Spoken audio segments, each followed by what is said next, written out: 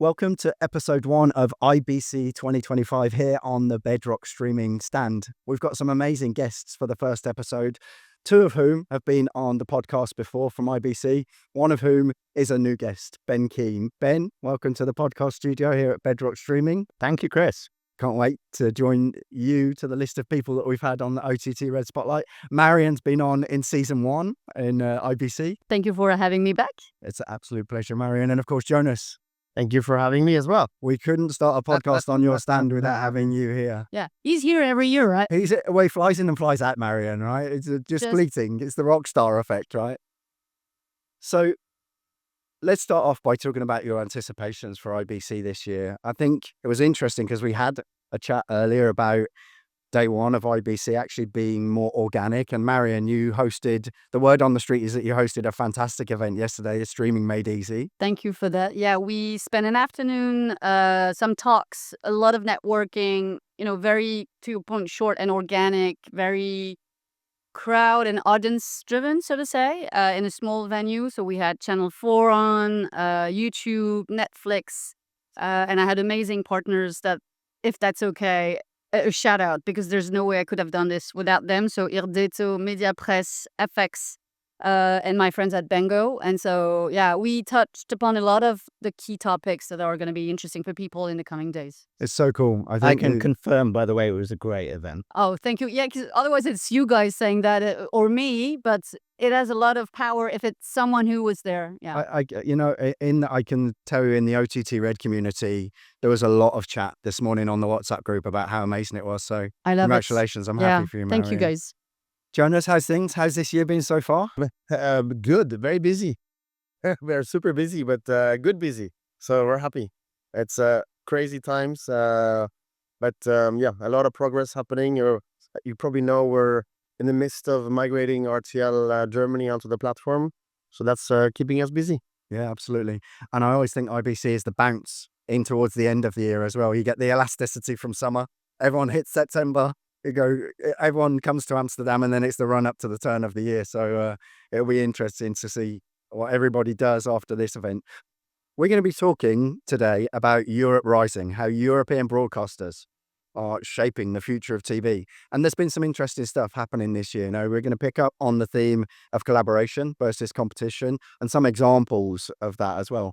Before I dive into some of the examples, and we obviously had a quick pre-chat before this meeting, if you take that theme, the essence of that theme and the title of this podcast, are there any things that spring to mind as distinct milestones this year that would underline how Europe is doing innovative things in the broadcast space, in the media space, that particularly resonate with you? Marion, any? I hope you're enjoying the podcast. Look, the brand elevation that this podcast over the last 5 seasons has brought for OTT Red, my brand, and in this season, sponsors as well, is something that I want to make available to you. If you're enjoying this podcast and you'd like to get this section of the next season to elevate your own brand, then please reach out to me. I think 2025 was the year where European broadcasters stopped being afraid of working with their competitors. And so we'll be talking about those partnerships extensively throughout this episode. I think for a long time, they were dabbling. This year, they really came up with, honestly, deals that I did not see coming. So we'll be talking about TF1 and Netflix and others. Big moves, big questions now as to the execution, right? Because all of these deals look great on paper. But as Bedrock knows, there's the integration from a technology point of view, and then there's, setting yourself a success. So the tests is going to be 2026. Super interesting. Yeah, absolutely. Ben?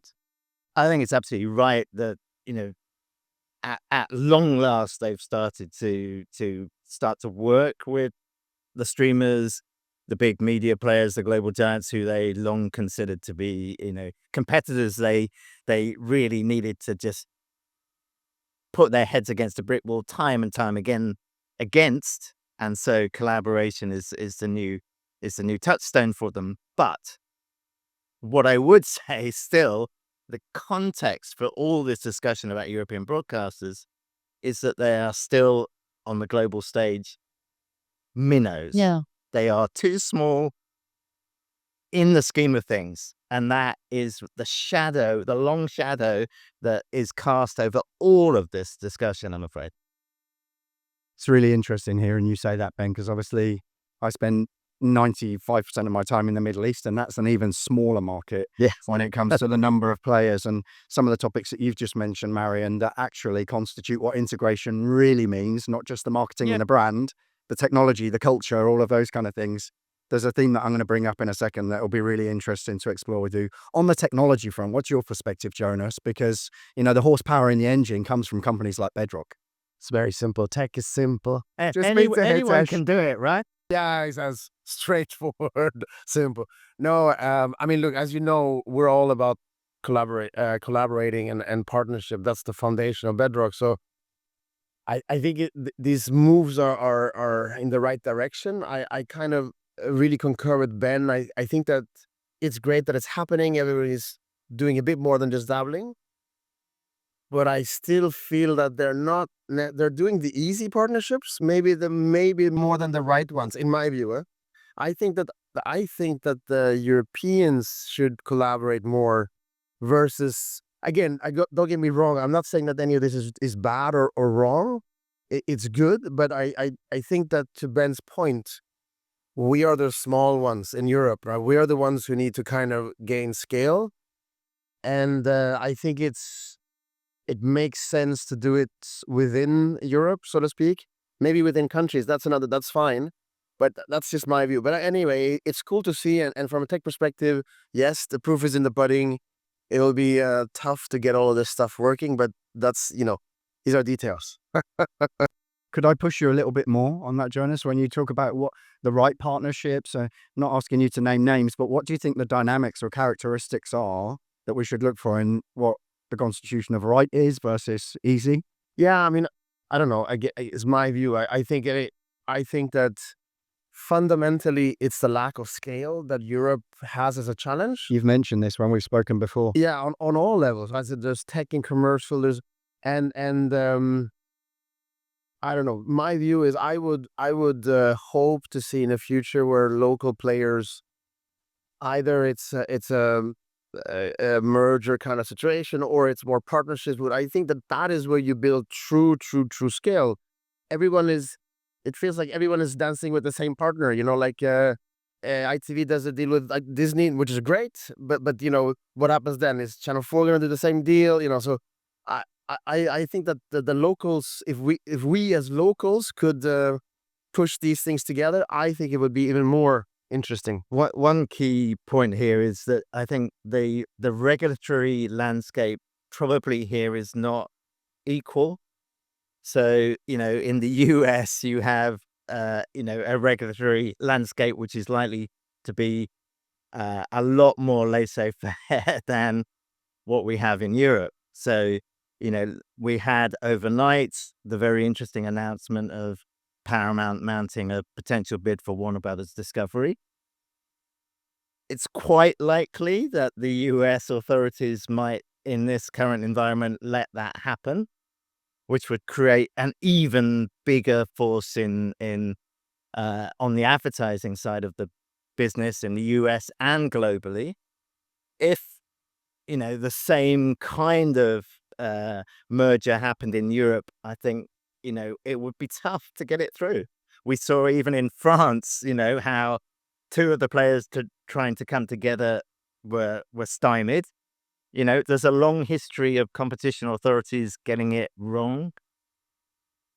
In terms of understanding really what the market looks like and how the competition should really play out. They have a very antiquated view on the market. I think that's the definition of the market, right? Defining it, that's absolutely right. How they understand what the market is, they just don't get it. Yeah, and yeah.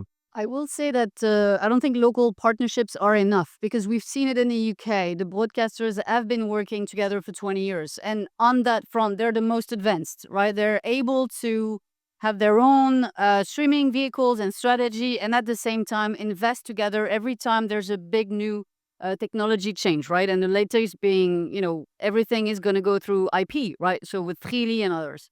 This doesn't change the fact that this is still just one market. It's really It's interesting, the Marion. biggest market in Europe, but it is still one market. And so I think, to Jonas' point, the partnership should cross borders, and we'll touch upon, Media for Europe, going after ProSieben. That's their vision, right? That's where they're going for. The question is, are they going to be able to do it? Yes or no? RTL is going the opposite. Decided to divest, and so they sold to DPG in the Netherlands. They're waiting to sell France M6. After trying to merge. Yeah. And so that's saying after trying to merge to get rid of it, let's be honest, that failed, and so they need to wait, right? It's a question of a TV license. They're not allowed to sell M6 right now, but that could happen. And at the same time, they're buying a local competitor, well, a local player on the pay TV side. So they are really looking down at one market, and MFE is going at 3 market and more. And this point around, we're talking about Europe, you talked about the US. It's really interesting when you think that for the last few years, convergence and the space on the horizon for too many players has been the theme of one of the topics that we've heard in podcasts and stories. Actually, now the kind of global cascade that you talked about, Ben, your Paramount, Warner Brothers recently put $58 million into OSN in the Middle East. That there's this whole, you start to build a mosaic, a perspective of actually what's happening from a global perspective with regional accents. The other thing that's really interesting that you just touched on, Marion, is, and I'm hearing this more and more in the conversations that I'm having, is not just about streaming platforms. Actually, the term digital ecosystems is coming into more and more conversations. And again, sorry to talk about it, but in the Middle East, and I want to know if you see it in Europe as well, if we look at Yango, for example, the way that they're building home speakers, their digital assistant, Yasmina, the things that Yasmina can do as the bridgehead into the home, we've seen these topics from Samsung TV Plus, the connected TV thing. All of these topics seem to be coming together with a very big strategic convergence at the moment. But again, that this is nothing new. Look, Apple invented the playbook on this, right? Yeah. I was making presentations 20 years ago about Apple's ecosystem play. It's all about building, a connected ecosystem where content binds everything together. And look, they're still, the reference case. All your other examples Absolutely. just need to learn from Apple, frankly. It's interesting because that makes me think of the technology point as well, Marion. Apple were the masters of creating a spine around the digital ecosystem, and maybe some of these other organizations have got blended technology stacks, which makes it slightly more difficult. Let's talk about some of the examples. You mentioned a whole load of names there, and you cited the ITV and Disney thing. Sky, Channel 4, ITV, TF1, Amazon. Which one of these is the most interesting or the most peculiar? Which one attracts the most attention when you think of legacy types of topics and actually the nature of the entities that these are, kind of almost governmental, more entrepreneurial, more independent? It would have to be Netflix and TF1, no? Did you see it coming? For sure not. Well, yeah, there is a bit of connection there in the past, right? Between, but Because Rodolphe Belmer, who's so now CEO of TF1, was on the Netflix board. Yeah, so he's a former Canal Plus exec. Yeah. So he's can I let you on a little secret? Yes, go ahead. I think TF1 went to Netflix to say, come to me, come within TF1. Netflix said, no, you're coming. The other way. It's the other way around. Thank you. Yeah, I mean, I think it's for sure. I did not see that coming. It's interesting how people are testing out.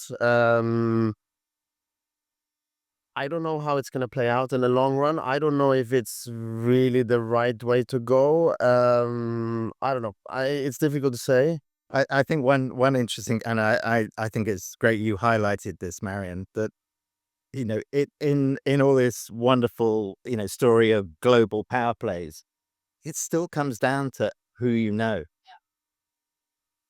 Yeah. It's a few guys, and it's mostly guys, I'm afraid. Unfortunately, but it's a few guys getting together on boards, etc., who know each other. Why don't we do this? No, let's do this. That's how these things happen in real life. We saw it in Succession. That's actually how it happens. Yeah. I think Succession. this deal is very interesting because, of course, it shows, to the point you were making about building an ecosystem. Netflix hasn't done that. Netflix has built a fortress for only Netflix. And so what Netflix is doing now, they're opening up, and by bringing someone else's brand, that amount of content, we're talking about 30K, plus titles, plus TV channels. They're also making a major change in their tech and their product and the look and feel, because they've never done live 24/7. Like the minutes, and that's to the point of what you guys are doing, right? The minutes something is going live, it has to be available on replay, right?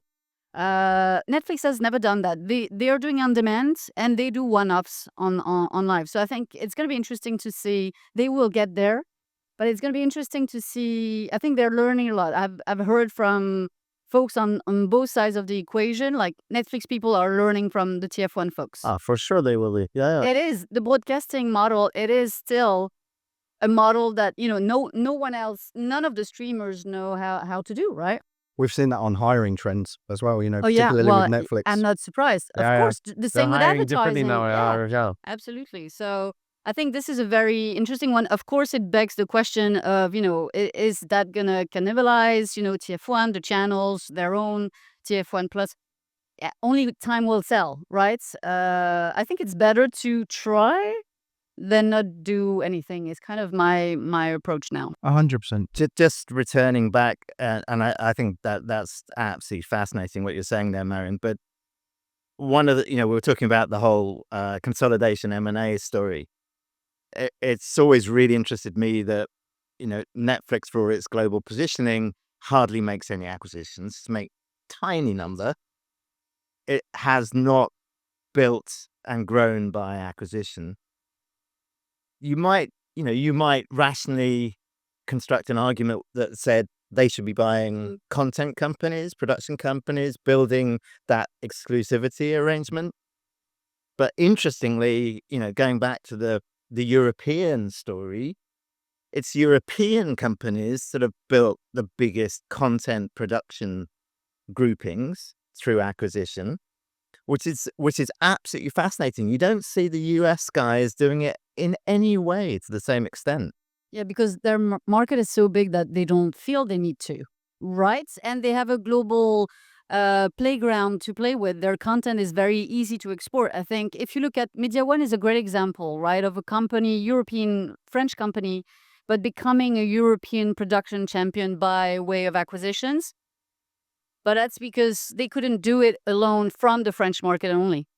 They had to do it through acquisition. So I think it's also a question of necessity. And the Spanish market has become really big in production here in Europe. So I think it's cool to see how Europe finds a way to build. Yeah, and building true global players there. I mean, you mentioned one player, obviously Banijay is another of course. major acquirer and building a strong place in the market. What that says is that maybe we're not so great at being the last, the first entry point or the last mile to the consumer, the viewer, right? So if we're great on producing, but we're being disrupted because Netflix is becoming the first point of entry of everyone, and Amazon and others. So that's where I think it's important that broadcasters come together, is to still find a way to be that first entry point. And that's why one thing that they need to do beyond doing those partnerships with others, that's fine and great. But what I've seen, especially on the French market, is that they've been aggregating one another. They've been aggregating across vertical. RTL does that too in Germany. You must know, right? The product you're building with them, it's not just video. And I think that is still essential, right? So great to have that deal with Netflix. Great to be for France Télévisions with Amazon. But keep aggregating, bringing more, and being like, they're super relevant. We're talking about Disney Plus. Like, talk about, weakness on Disney's parts to do all of those deals with the local broadcasters. They do not have enough content. They need local content. Disney Plus could not operate without ITV now. That's why they're doing this with ITV, ZDF, and then Atresmedia. We saw the same thing with NBC and Netflix in the summer. Yeah. It attracted so much attention in the Middle East, and actually it's an aggregate play. Yeah. It wasn't what people thought Yeah, it was. yeah, 100%. So I think we need to be a bit more confident about what we have to, offer and where we fit. Maybe we're not going to be at global scale, but we can be everywhere somehow differently, right? So The interesting thing for me is where this is going. If we were sat here in 12 months or 24 months, how would we be reflecting on this conversation? If you think of some of the key strategic themes around profitability and all of the business strategic stuff, is it going to massage and aid the ability of the industry to actually get more positive metrics on those kind of things? So where do you think, Jonas, this is going to be headed? This consolidation was inevitable to an extent. Collaboration is the positive sentiment in consolidation. What's the direction of travel? Yeah, no, for sure. I think 2026 is the year where players start to turn positive. I think. I mean, for sure, RTL as a whole, when it comes to its streaming, is set up for profitability, including Bedrock, by the way. So yeah, I think that's the direction of travel. And I think we all need to see a bit of light, that this is going the right direction. Yeah, it's been a dark cloud for too long. Yeah, no, but again, reflecting on all these partnerships, I think it's good with the mentality going this direction, but I fundamentally still think that it's dabbling, but we're not daring to do the full step, and I think the full step is between European players. I think that what I see as a risk is that, like you said, Marion, as in local content has so much traction, and if we are constantly doing deals with everybody, we're diluting the power of Europeans, so to speak. So yes, I think that whilst those deals probably make sense, short term, I'm not sure if it strategic lines us up for long term, the let's say directional travel in the long term. I don't know. I think what's different with those deals between Disney Plus and all of those local players is that there's a brand attached, right? So all of those companies have been licensing each other for years. What's new is that both ITV and Disney Plus will be carrying a mini hub, right? So there's that brand attribution. So I don't think we should be too worried about that dilution. It's about windowing. It's about maximizing, the content that you produce, and the broadcasters need that, right? They need that money. But before, yeah, absolutely. But before, yes. So a local player would have been buying content of Disney for sure, but the content wasn't necessarily going the other direction in the past. So that's a little. But again, time will tell. But and I think it's clearly it shows that we're all kind of desperate to take the next step and get things going, and no one has the perfect recipe, right? So that's 100%. so they clearly everybody's that trying wouldn't to. be fun. Yeah, exactly. Right? That wouldn't be That fun. wouldn't be so fun. boring if That there was would a be blueprint. boring. Well, yeah, we can start the podcast. I think you're right that the broadcasters obviously need that money. I mean, what I've been talking for a while about a phenomenon I call the Netflix accelerator effect, which is where local broadcasters sell unlicensed content into Netflix, And then explodes. and it just explodes once it's on Netflix. Yeah. So BBC content very, very often does better on Netflix than it does on iPlayer or on the broadcast channel because it gets exposed to a new audience. But, there are positives and negatives about that. And, to your point, I don't think the Netflix audience necessarily understands that's BBC content or ITV content or, et cetera, et cetera. So It's just the good brand content. prominence isn't really getting through. Yeah. But it's still important exposure. I mean, there was a great story at your session yesterday, Marion, from Channel 4, where they talked about a show that Is what, 20 a years old now? surprise Yeah. hit on YouTube that they hadn't particularly promoted on YouTube. It was about I forget what it's called, but it's a story about US schools and UK schools and the kind of culture differences.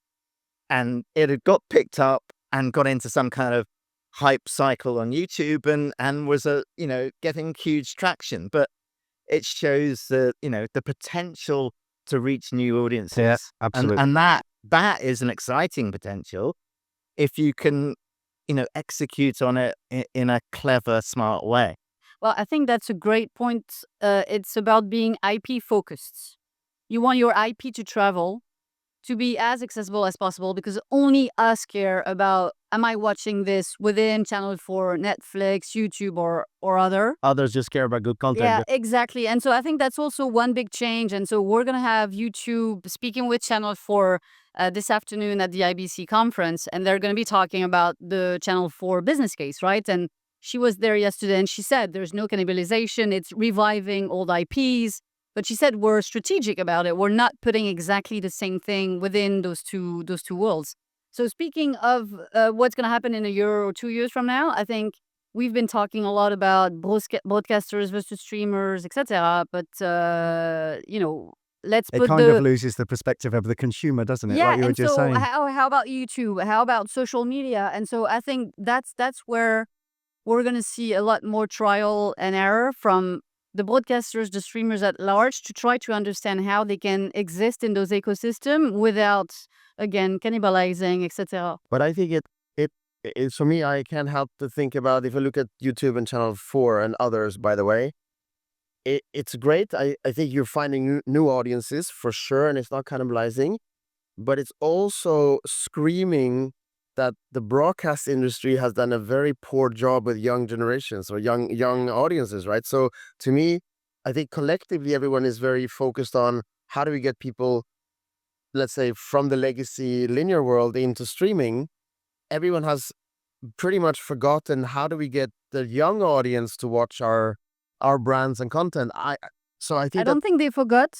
I think they just don't know how to do it. Okay, forgotten is not the right word, but No, but there's a relationship with history, isn't there, that means that that's the case and why broadcasting is. And when you look at some of the stuff from the creator economy and the fluency of digital natives and just the way that they operate, being brought up with devices in their hand, that's where you see the difference manifest itself in how their content is actually being consumed. I've got a question for you, Jonas, on that, because, do you think from a vendor perspective that the tools are available now that make it easy enough for broadcasters particularly to reposition their content across all of those different channels? That's a great question. Good one. From vertical formats in every different social media outlet to, because they're sitting on all this stuff. I don't think it's being exploited, and I don't think the tools properly exist yet to do it in a really efficient way. In a very industrialized way. I think you're right. To be honest, I don't have the answer, like what tools will be the perfect combo. I can say that what we do, for example, which has proven itself really successful, is vertical short form content, for example, is something we launched on M6? Yeah, M6 1 year ago or something like that. And that is a perfect example of a format that just very snackable, and then it's kind of not invented by us, obviously. And I think but you're right. That's us kind of adapting. What you're talking about is basically distributing it in all directions. I don't know if there's a perfect toolkit. I think it's a very good question.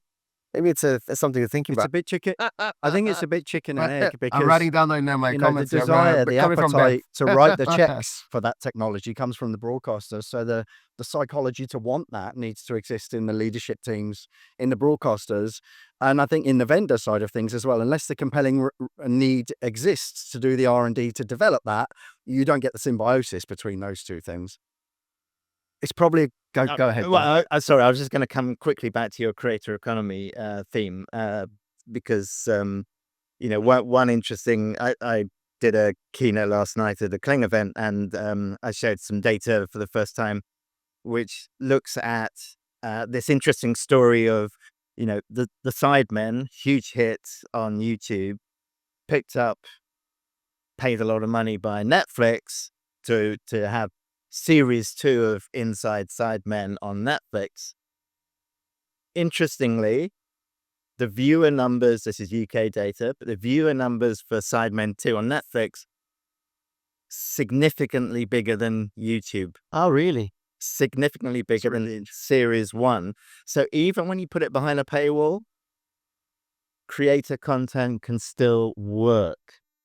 100%. So A point around IP that you Yeah. made. well, so yesterday we had Webedia creators, and we talked about Inoxtag. He's a French YouTuber who climbed the Everest, and he did a 2.5-hour documentary, and they detailed the windowing strategy. And so they produced it initially only for YouTube, ended up releasing it in theater the day before it hit YouTube. They did 500,000 tickets Really? when they thought they would do 50,000.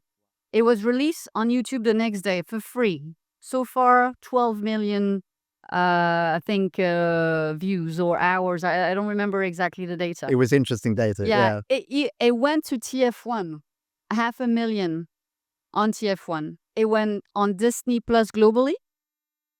Interesting that the numbers were not on that deck. Did you see? But what was really There interesting. was everything yeah, except apart from that, Disney. yeah. Black box. Thank you. But But it was he it went was on saying- Disney Plus, yeah. but stayed free on YouTube at the same time. yeah, and That then- was the interesting thing. Yeah. And so he was saying, so he couldn't share exact numbers. We know streamers and sharing numbers, but it's working out great for them, and it's still, and he could go beyond borders on the Disney Plus platform, perhaps even more so than on YouTube. Even if YouTube is very global, they still, and that's a good thing for you guys. They don't really still have the tools to take all of those creators truly globally. Mr. Beast complains that he can't. He wants to go to India. He wants to go everywhere, right, and be able to localize. It's not available yet. So I think there's something to be said about empowering that next generation of tier 1 media companies.